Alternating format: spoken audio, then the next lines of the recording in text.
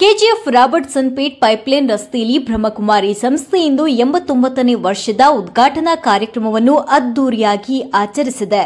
ಬ್ರಹ್ಮಕುಮಾರಿ ಸಂಸ್ಥೆ 1936ರಲ್ಲಿ ರಾಜಸ್ಥಾನದ ಮೌಂಟ್ ಅಬುಯಲ್ಲಿ ಲೆಕ್ರಾಜ್ ಕೃಪಾಲಾನಿ ಅವರಿಂದ ಪ್ರಾರಂಭವಾಗಿತ್ತು. ಈ ಸಂಸ್ಥೆ 45 ವರ್ಷಗಳ ಹಿಂದೆ ಕೆಜಿಎಫ್ನಲ್ಲಿ ಪ್ರಾರಂಭವಾಗಿತ್ತು. ಇಂದು ಈ ಸಂಸ್ಥೆಯು ಪೈಪ್ಲೈನ್ ರಸ್ತೆಯಲ್ಲಿ ಹೊಸ ಕಟ್ಟಡವನ್ನು ನಿರ್ಮಿಸಿದೆ. ನೂತನ ಕಟ್ಟಡದಲ್ಲಿ ವಿಶೇಷ ಪೂಜೆಯನ್ನು ಸಲ್ಲಿಸಲಾಯಿತು. ಇಂದಿನ ಕಾರ್ಯಕ್ರಮದ ಮುಖ್ಯ ಅತಿಥಿ ಎ ಸುರೇಶ್ ಹಾಗೂ ಡಿಕೆಹಳ್ಳಿ ಪಂಚಾಯತ್ ಅಧ್ಯಕ್ಷರು, ವಾರ್ಡ್ ಕೌನ್ಸಿಲರ್ ಸೆಂದಿಲ್, ಆನಂದ್ ಕೃಷ್ಣ, ಶೇಖರ್, ಮುನಿರಾಜು, ಕರ್ಣ ಹಾಗೂ ಇತರರು ಭವ್ಯ ಪೂಜೆಯಲ್ಲಿ ಭಾಗವಹಿಸಿದರು.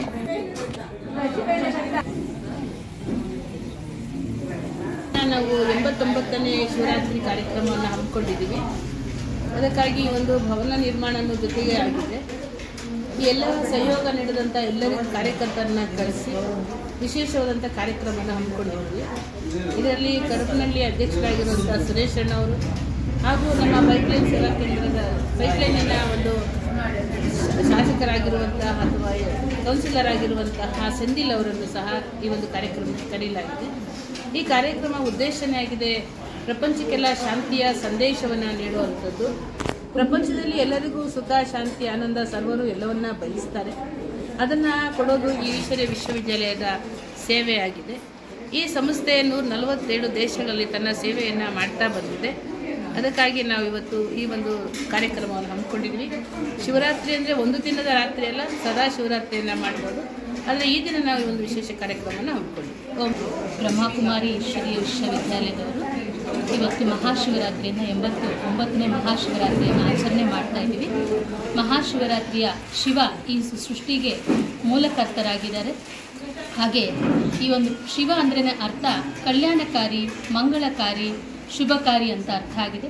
ಇದಕ್ಕೆ ಶಿವನಿಗೆ 3 ಲೈನನ್ನು ಇಡ್ತೀವಿ. ಹಾಗೆ ಶಿವರಾತ್ರಿ ಅಂದರೆ ರಾತ್ರಿಯನ್ನು, ಅಜ್ಞಾನದ ಅಂಧಕಾರದ ರಾತ್ರಿಯನ್ನು ದೂರ ಮಾಡೋಕ್ಕೆ ಪರಮಾತ್ಮ ಈ ಭೂಮಿಗೆ ಬಂದಿದ್ದಾರೆ. ಹಾಗೆ ಈ ದುಷ್ಟ ಗುಣಗಳು ಇವತ್ತು ಜಾಸ್ತಿ ಆಗಿದೆ.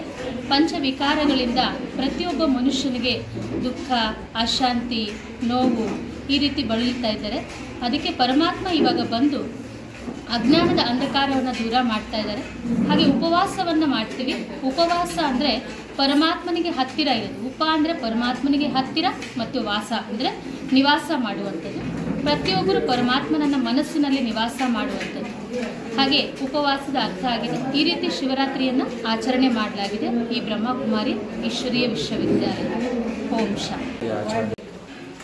ಶಿವರಾತ್ರಿ ಆಚರಣೆ ಅಂತಂದರೆ ನಾವೇನು ಜಾಗರಣೆ ಮಾಡ್ತೀವಿ, ರಾತ್ರಿ ಎಲ್ಲ ಕಣ್ಣು ಭಕ್ತಿ ಮಾರ್ಗದಲ್ಲಿ. ಈ ಭಕ್ತಿ ಮಾರ್ಗವು 2500 ವರ್ಷದಿಂದ ಗೋಪುರಗಳನ್ನ ಕಟ್ಟಿ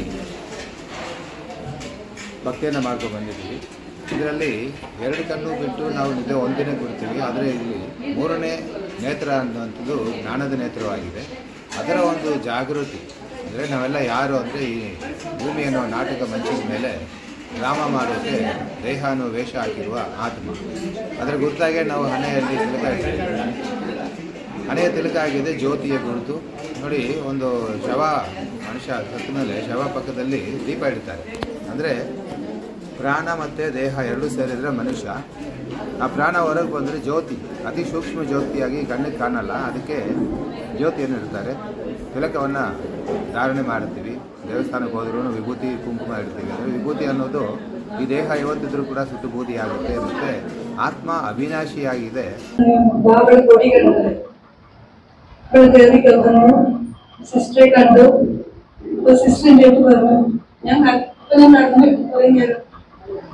അപ്പോൾ സിസ്റ്റർ വന്നു. കരഞ്ഞു എത്ര വേണമെങ്കിൽ കരഞ്ഞു കരയാൻ പാടില്ല.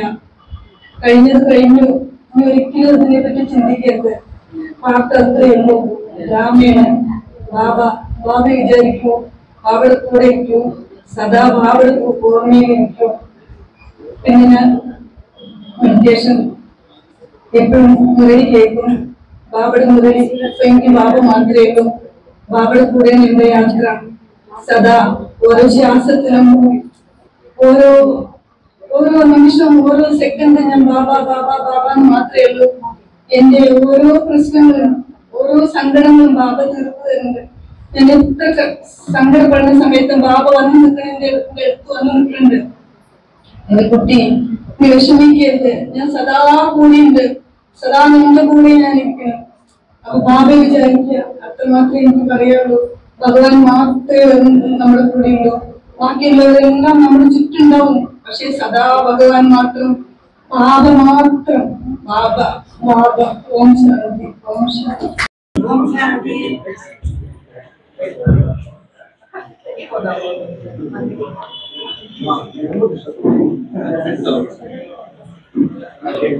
ಓಂ ಶಾಂತಿ ಅಂದ್ರೆ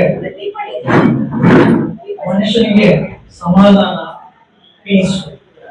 ಆದ್ರೆ ಭಗವಂತನಿಗೆ ನಾವು ವೆಲ್ಕಮ್ ಮಾಡ್ತೀವಿ, ಅದೇ ಓಂ ಶಾಂತಿ ಅಲ್ವಾ? ಸರಿತಾ ಇದ್ದೀರಾ ಅಲ್ವಾ? ಹೌದಾ ಹೇಳಿ. ಯಾಕಂದ್ರೆ ಮನುಷ್ಯನಿಗೆ ಸಮಾಧಾನ ಬೇಕಂದ್ರೆ ಇಂಥ ಒಂದು ಜಾಗ ಸಮಾಧಾನ. ಬ್ರಹ್ಮಕುಮಾರೀಸ್ ಅಂತ ಅವರು 89 ಇಯರ್ಸ್ ಸೆಲೆಬ್ರೇಟ್ ಮಾಡ್ತಾರೆ. ಅಂದ್ರೆ ಈ ಸಂಸ್ಥೆಗೆ ಮುಖ್ಯವಾಗಿ ಹೇಳ್ಬೇಕಿದ್ರೆ ರತ್ನಾಕರ್ ಅವರು, ಲಕ್ಷ್ಮಿ ಅಕ್ಕ ಅವರು ಮತ್ತು ಅವರು ಸಿಬ್ಬಂದಿಗಳೆಲ್ಲ ಕೊಟ್ಟಿದ್ದಾರೆ. ಗುರುಗಳ ಮೀನಾಕ್ಷಿ ಇದ್ದಾರೆ. ಇವರಿಗೆ ಒಂದು ದೊಡ್ಡ ಚಪ್ಪಾಳೆ ನಾವೆಲ್ಲ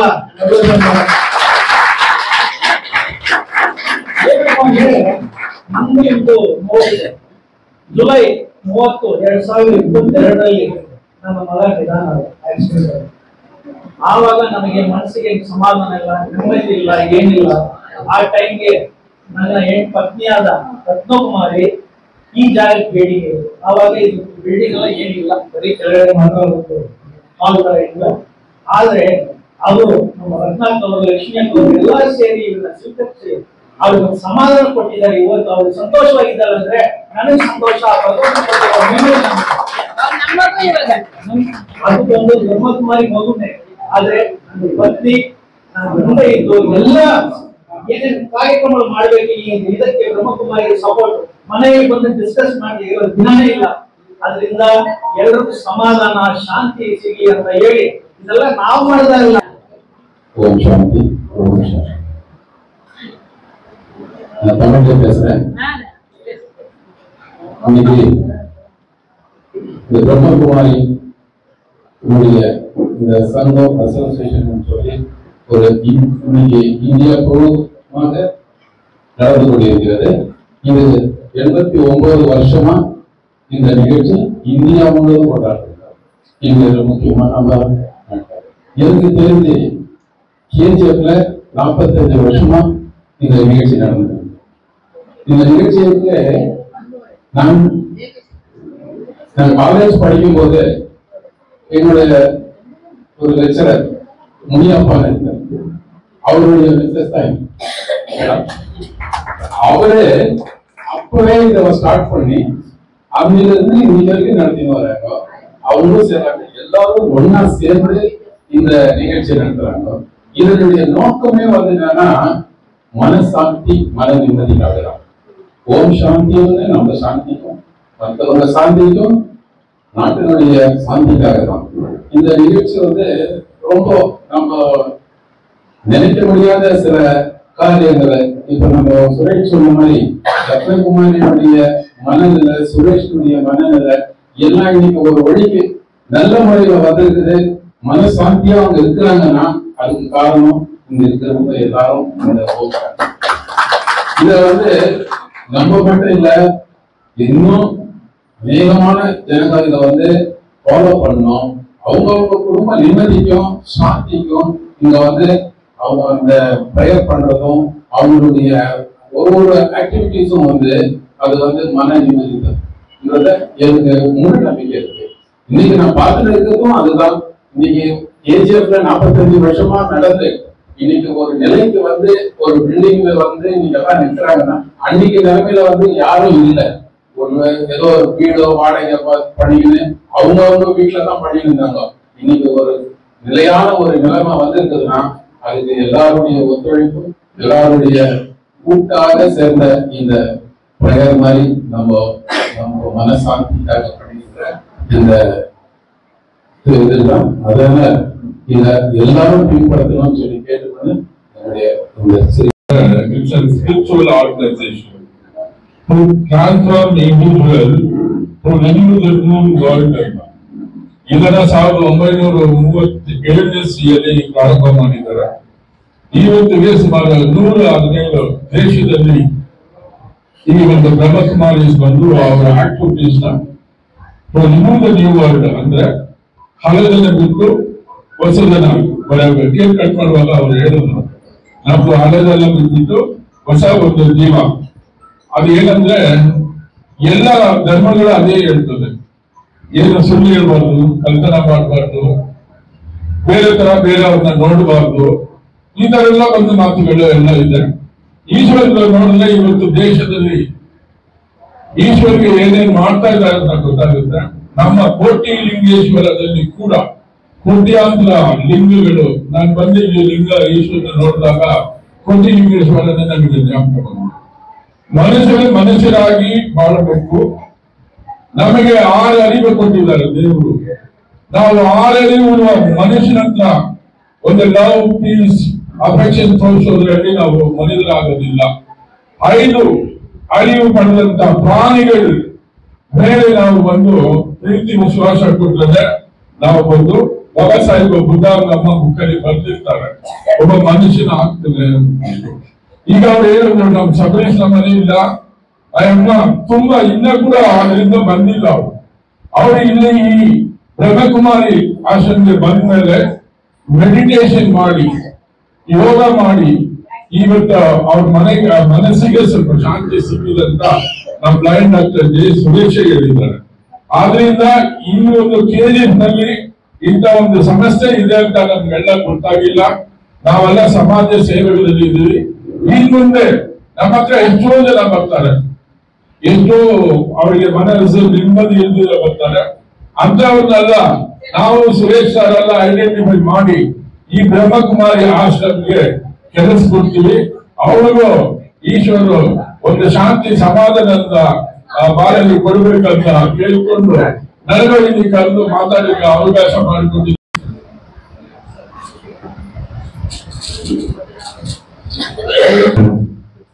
ಇವತ್ತು ಬ್ರಹ್ಮಕುಮಾರಿಯ ಸಂಸ್ಥೆ ನಮ್ಮ KGF ಭಾಗದಲ್ಲಿ ನಿರಂತರವಾಗಿ ಸೇವೆ ಸಲ್ಲಿಸ್ತಾ ಇದೆ. ಅದರಲ್ಲಿ ಇವತ್ತು ನಾವು ವೇದಿಕೆ ಮೇಲೆ ಬರ್ಬೇಕಾದ್ರೆ ಇಷ್ಟ ಹೇಳ್ತಾ ಇದ್ದಾರೆ, ನಮ್ಮಂತ ಬ್ರಹ್ಮಕುಮಾರಿ ಮೇಡಮ್ನಿಂದ ಈ ಒಂದು ವೇದಿಕೆಗೆ ಬಂದು ನಾವು ಮಾತಾಡೋದಕ್ಕೆ ಅವಕಾಶ ಕೊಟ್ಟಂತ ಎಲ್ಲ ಕನ್ನಡಕ್ಕೂ ವಂದಿಸುತ್ತಾ, ಬ್ರಹ್ಮಕುಮಾರಿ ಸಂಸ್ಥೆ ಇಡೀ ವಿಶ್ವದಲ್ಲಿ ಅಲ್ಲಿರುವಂತ ಒಂದು ಹಿಂದೂ ಸಂಸ್ಥೆ. ಏನು ಇವತ್ತು ವಿಶೇಷವಾಗಿ ನಮ್ಮ ಮಾನವರಾಗಿ ಹುಟ್ಟಿದ ಮೇಲೆ ನಾವು ಯಾವ ರೀತಿ ಜೀವನ ಮಾಡಬೇಕು ಅನ್ನೋ ಒಂದು ವಿಚಾರವನ್ನ ಎಲ್ರಿಗೂ ತಿಳಿಸ್ಕೊಡುವಂತ ಒಂದು ಸಂಸ್ಥೆ ಅದು ಬ್ರಹ್ಮಕುಮಾರಿ ಸಂಸ್ಥೆ. 99 ವರ್ಷ ಆಯ್ತು ಈ ಬ್ರಹ್ಮಕುಮಾರಿ ಈಶ್ವರೀಯ ವಿಶ್ವವಿದ್ಯಾಲಯ ಸ್ಥಾಪನೆಯಾಗಿ. ಇದಕ್ಕೆ ಹೆಡ್ ಆಫೀಸ್ ರಾಜಸ್ಥಾನ್ ಮೌಂಟ್ ಆಬು. ಅಲ್ಲಿಂದ ಈ ಕಡೆ ಬ್ರಾಂಚಸ್ ಎಲ್ಲ ಬೆಂಗಳೂರು ಇದೆ, ಹೆಡ್ ಆಫೀಸ್ ಬೆಂಗಳೂರು ಸಜ್ಜೋಲ್ ಇದೆ. ಹಾಗೆ KGF ನಲ್ಲಿ ಸುತ್ತಮುತ್ತಲು 10 ಕಡೆ ಕ್ಲಾಸಸ್ ಅನ್ನ ನಡೆಸ್ತಾ ಇದ್ವಿ. ಕೋಟಿಲಿಂಗೇಶ್ವರ, ಮತ್ತೆ ಬೇತಮಂಗಲ ಇದೆ, ಬಡವಾಕನಹಳ್ಳಿ, ಬೀರನ್ಕುಪ್ಪ, ಆಂಧ್ರಸನಪೇಟೆ, ಮತ್ತೆ 6th ಕ್ಲಾಸ್ ನಲ್ಲಿ ನಡೆಯುತ್ತೆ, ಹುಲ್ಗಾಂಪೇಟೆನಲ್ಲಿ ನಡೆಯುತ್ತೆ. ಸುತ್ತಮುತ್ತಲು ಎಲ್ಲಾ ಜನಕ್ಕೂ ಭಗವಂತನ ಸಂದೇಶವನ್ನು ತಿಳಿಸುವಂತದೇ ಈ ಸಂಸ್ಥೆಯ ಮುಖ್ಯ ಉದ್ದೇಶ. ಇದರಲ್ಲಿ ಅನೇಕರು ಇವಾಗ ಇಲ್ಲಿ ಬರೋರು ಡಿವೋಟೀಸ್ ಇದ್ದಾನೆ, ಭಗವಂತನಿಗೆ ಅರ್ಪಣೆ ಆಗಿರೋರು ಇದೀವಿ. ಅದೆಲ್ಲರ ಉದ್ದೇಶ ಪರಮಾತ್ಮನ ಸಂದೇಶವನ್ನ ಈ ಭೂಮಿಗೆ ಬಂದಿದ್ದಾರೆ, ಬಂದು ಈ ಒಂದು ಜ್ಞಾನವನ್ನ ತಿಳಿಸುವಂತದಕ್ಕೆ ಎಲ್ಲರೂ ಸಹ ಮೂಲರಾಗಿದ್ದೀವಿ. ಇದರಲ್ಲಿ ಮಹಾ ಮಂತ್ರ ಕೇಳಿದ್ರೆ ಓಂ ಶಾಂತಿ. ಓಂ ಅಂದ್ರೆ ನಾನು ಆತ್ಮ, ಶಾಂತಿ ಅಂದ್ರೆ ನನ್ನ ಮನಸ್ಸು ಶಾಂತವಾಗಿರ್ಬೇಕು ಅನ್ನೋದೇ ಈ ಒಂದು ಓಂ ಶಾಂತಿಯ ಅರ್ಥ. ಹೇಗೆ ಎಲ್ಲರೂ ಯಾರಾದ್ರೂ ಸಿಕ್ಕಿದಾಗ ಚೆನ್ನಾಗಿದ್ದೀರಾ ಅಂತ ಕೇಳ್ತೇವೆ, ಇದು ಶರೀರಕ್ಕಾಯ್ತು. ಅದು ನಮ್ಮ ಆತ್ಮ ಅಥವಾ ಅದನ್ನ ಶಕ್ತಿ ಅಂತೀವಿ, ಎನರ್ಜಿ ಅಂತೀವಿ. ಆ ಆತ್ಮವನ್ನ ಸರಿ ಮಾಡುವಂತ ಸಂಸ್ಥೆ, ಮನಸ್ಸನ್ನು ಸರಿ ಮಾಡುವಂತ ಸಂಸ್ಥೆ, ಏಕೈಕ ಸಂಸ್ಥೆ ಇದು. ಮನಃಶಾಂತಿಗೋಸ್ಕರ ನಡೆಸ್ತಾ ಇರೋದು. ಇದು 89 ವರ್ಷದಿಂದ ಇವಾಗ ಈ ಒಂದು ಆಚರಣೆ ಮಾಡಲಾಗಿದೆ. ಈ ಮಹಾಶಿವರಾತ್ರಿಗೆ ಶಿವ ಅಂದ್ರೆ ಅರ್ಥ ಕಲ್ಯಾಣಕಾರಿ, ಮಂಗಳಕಾರಿ, ಶುಭಕಾರಿ ಅಂತ ಅರ್ಥ ಆಗಿದೆ. ಅದಕ್ಕೆ ಇವಾಗ ನಾವೆಲ್ಲರೂ ಸಹ ತಿಲಕ ಇಟ್ಕೊಂಡಿದ್ದೀರಾ ತಾವೆಲ್ಲರೂ ಸಹ. ಅರ್ಥ ಏನು ಅಂದ್ರೆ ಬ್ರಹ್ಮ, ವಿಷ್ಣು, ಮಹೇಶ್ವರ ತ್ರಿಮೂರ್ತಿಗಳ ಗುರುತು 3 ಲೈನ್ ಅನ್ನ ನೋಡಿದೀವಿ. ಅದರ ಮಧ್ಯದಲ್ಲಿ ತಿಲಕ ಇಡ್ತೀವಿ, ಮತ್ತೆ ಕುಂಕುಮ ಇಟ್ಕೊಳ್ತೀವಿ. ಅಂದ್ರೆ ಪರಮಾತ್ಮ ನಿರಾಕಾರ ಜ್ಯೋತಿ ಆಗಿದ್ದಾರೆ. ಅದನ್ನ ಓಂಕಾರ ರೂಪದಲ್ಲೂ ಸಹ ನಾವು ಪೂಜೆಯನ್ನ ಮಾಡಲಾಗುತ್ತೆ. ಪರಮಾತ್ಮ ಈ ಸೃಷ್ಟಿಗೆ ಮೂಲ ಆಧಾರ ಆಗಿದ್ದಾರೆ. ಅದರಲ್ಲೂ ಎಲ್ಲಾ ಹಬ್ಬಕ್ಕೂ ವಿಶೇಷವಾಗಿ ರಾತ್ರಿ ಅನ್ನುವಂತ ಶಬ್ದ ಬರಲ್ಲ, ಶಿವನಿಗೆ ಮಾತ್ರ ಈ ಶಬ್ದ ಬರುತ್ತೆ. ಶಿವರಾತ್ರಿ. ಶಿವರಾತ್ರಿ ಅಂದ್ರೆ ರಾತ್ರಿ, ಶಿವ ಅಂದ್ರೆ ಇವಾಗ ಅರ್ಥ ಆಯ್ತು ಸೃಷ್ಟಿಗೆ ಕಾರಣಕರ್ತ ಪರಮಾತ್ಮ. ರಾತ್ರಿ ಸಮಯದಲ್ಲಿ ಪರಮಾತ್ಮ ಬಂದಿರೋದು. ಯಾವ ರಾತ್ರಿ ಅಂದ್ರಾಗ ಮನುಷ್ಯ ಕಲಿಯುಗದ ಅಂಧಕಾರದಲ್ಲಿದ್ದಾನೆ, ಅಜ್ಞಾನದಲ್ಲಿದ್ದಾನೆ. ಈ ಅಂಧಕಾರ ರಾತ್ರಿನಲ್ಲಿ ಪರಮಾತ್ಮ ಬಂದು ನಮ್ಗೆ ಸತ್ಯಯುಗ ಅಥವಾ ಕೃತಯುಗದ ಕಡೆಗೆ ಕರ್ಕೊಂಡು ಹೋಗುವಂಥದ್ದು. ಇದು ಕಲಿಯುಗ. ಕಲಿಯುಗದ ನಂತರ ಬರುವಂಥದ್ದು ಸತ್ಯಯುಗ. ಅದಕ್ಕೆ ಈ ಕಲಿಯುಗದಲ್ಲಿ ಇಷ್ಟೆಲ್ಲ ಆಡಂಬರಗಳು ಇದೆ, ದುಃಖ ಇದೆ, ಅಶಾಂತಿ ಇದೆ, ಟೆನ್ಷನ್ ಇದೆ. ಇವೆಲ್ಲ ಯಾಕೆ ಅಷ್ಟೊಂದು ಅತಿಯಾಗಿದೆ ಅಂದ್ರೆ ಅಂತ್ಯಕಾಲ ಬಂದಿದೆ. ಅಂತ್ಯ ಆದ್ಮೇಲೆ ಮತ್ತೆ ಆರಂಭ ಆಗುತ್ತೆ. ಅದಕ್ಕೆ ಸ್ವಸ್ತಿಕ್ ರಂಗೋಲಿಯನ್ನು ಸಹ ಹಾಕ್ತಿವಿ. ಅದು ಸಹ 4 ಯುಗಗಳ ಗುರುತು. ನೆಕ್ಸ್ಟ್ ಈ ಕಲಿಯುಗದ ನಂತರ ಸತ್ಯುಗದ ಆರಂಭ ಬರುತ್ತೆ. ಈ ಕಲಿಯುಗದ ದುರ್ಗುಣಗಳೆಲ್ಲ ಸಹ ದೂರ ಆಗ್ಬೇಕು. ಅಜ್ಞಾನದ ರಾತ್ರಿಯನ್ನ ದೂರ ಮಾಡೋಕೆ ಪರಮಾತ್ಮ ಸಹ ಈ ಅಂಧಕಾರದ ರಾತ್ರಿನಲ್ಲಿ ಬಂದು ಹಗಲಿನ ಕಡೆಗೆ ಕರ್ಕೊಂಡು ಹೋಗ್ತಾರೆ. ಹಾಗೆ ಶಿವರಾತ್ರಿ ದಿವಸ ಉಪವಾಸ ವಿಶೇಷವಾಗಿರ್ತೀವಿ. ಅಂದ್ರೆ ಉಪವಾಸ ಅಂದ್ರೆ ಪರಮಾತ್ಮ ಹೇಳ್ತಾರೆ, ಉಪ ಅಂದ್ರೆ ಪರಮಾತ್ಮನಿಗೆ ಹತ್ತಿರ, ವಾಸ ಅಂದ್ರೆ ನಿವಾಸ ಮಾಡಿ. ಪರಮಾತ್ಮನಿಗೆ ಮನಸ್ಸಿನಿಂದ ಹತ್ತಿರ ಇದೆ. ಹಬ್ಬದ ದಿವಸ ಮಾತ್ರ ನಾವು ಶಿವನ ಪೂಜೆ ಮಾಡ್ತೀವಿ, ಮತ್ತೆ ಮರ್ತೋಗ್ಬಿಡ್ತೀವಿ ನೆಕ್ಸ್ಟ್ ಅಲ್ವಾ. ಆದ್ರೆ ಪರಮಾತ್ಮ ಹೇಳ್ತಾರೆ ನಿರಂತರ ನೆನಪನ್ನ ಮನಸ್ಸಿನಲ್ಲಿ ಪರಮಾತ್ಮನ ನೆನಪನ್ನ ಮಾಡ್ತಾ ಇರಿ, ಆಗ ನಿಜವಾಗಿರುವಂತ ಉಪವಾಸ ಆಗುತ್ತೆ. ಪರಮಾತ್ಮನಿಗೆ ಹತ್ತಿರ ಇರ್ತೀವಿ, ನಮ್ಮ ದುರ್ಗುಣಗಳೆಲ್ಲ ಸಹ ದೂರ ಆಗುತ್ತೆ ಅಂತ. ಇದು ವಿಶೇಷವಾಗಿರುವಂತ ಶಿವರಾತ್ರಿಯ ಅರ್ಥ ಆಗಿದೆ. ನಮ್ಮೆಲ್ಲರ ಪಾಲಿಗೆ ಬಹಳ ಶುಭ ದಿನ. ಒಂದು ಶಿವರಾತ್ರಿ ಹಬ್ಬ ಆಚರಣೆ ಮಾಡ್ಕೊತಾ ಇದ್ದೀವಿ. ಕಾರಣ ಕೂಡ ಅಕ್ಕ ತಿಳಿಸಿದ್ರು. ಶಿವರಾತ್ರಿ ಹಬ್ಬದ ದಿವಸ ಅಕ್ಕಗಳೆಲ್ಲ ಕೂಡ ಮೌಂಟ್ ಅಬೂರಲ್ಲಿ ಹಬ್ಬವನ್ನು ಆಚರಣೆ ಮಾಡೋ ಕಾರಣ. ಎರಡನೇದು, ಈ ಒಂದು ಬಿಲ್ಡಿಂಗ್ ರಿನಿವೇಶನ್ ಏನಾಗಿದೆ ಅಥವಾ ಎಕ್ಸ್ಟೆನ್ಷನ್ ಏನಾಗಿದೆ ಅದು ಕೂಡ ಒಂದು ಅರ್ಥದಲ್ಲಿ ಇವತ್ತು ಇನಾಗ್ರೇಷನ್ ಅಂತ ಹೇಳ್ಬೋದು. ಯಾಕೆಂದ್ರೆ ಗಣ್ಯಾತಿ ಗಣ್ಯರೆಲ್ಲ ಬಂದು ಕೂಡ ಇವತ್ತು ದಿವಸ ಈ ಒಂದು ಬಿಲ್ಡಿಂಗ್ ಅನ್ನ ಒಂದು ಪಾವನಗೊಳಿಸಿ ಜೊತೆಗೆ ಅವರ ಒಂದು ಸಂತೋಷವನ್ನ ವ್ಯಕ್ತಪಡಿಸಿದ್ದಾರೆ. ಅವರೆಲ್ಲರೂ ಕೂಡ ಸಹಯೋಗವನ್ನು ಕೊಟ್ಟಿದ್ದಾರೆ. ಆದ್ರೆ ಈ ಒಂದು ಸಂಸ್ಥೆ ನಾನು 77ರಲ್ಲಿ ತ್ಯಾಗವನ್ನು ಪಡ್ಕೊಂಡ್ವಿ. ನನ್ನ ಮೊದಲು ನನ್ನ ಹಸ್ಬೆಂಡ್ ಅಥವಾ ಯಜಮಾನರಾಗ್ತಕ್ಕಂಥ ಕೆ ಮುನಿಯಪ್ಪ ಅವರು ಪಾರ್ಟಿ ಲೆಕ್ಚರರ್ ಆಗಿದ್ರು. ಅವರು ಗುರುವಾರ ದಿವಸ ಅವರು ಈ ಒಂದು ಸಂಸ್ಥೆಗೆ ಬಂದ್ರು. ಸೆಕೆಂಡ್ ಕ್ಲಾಸ್ ಅಲ್ಲಿ ಇತ್ತು. ಆಮೇಲೆ ನನ್ನನ್ನ ಸೋಮವಾರ ಕರ್ಕೊಂಡು ಹೋದ್ರು.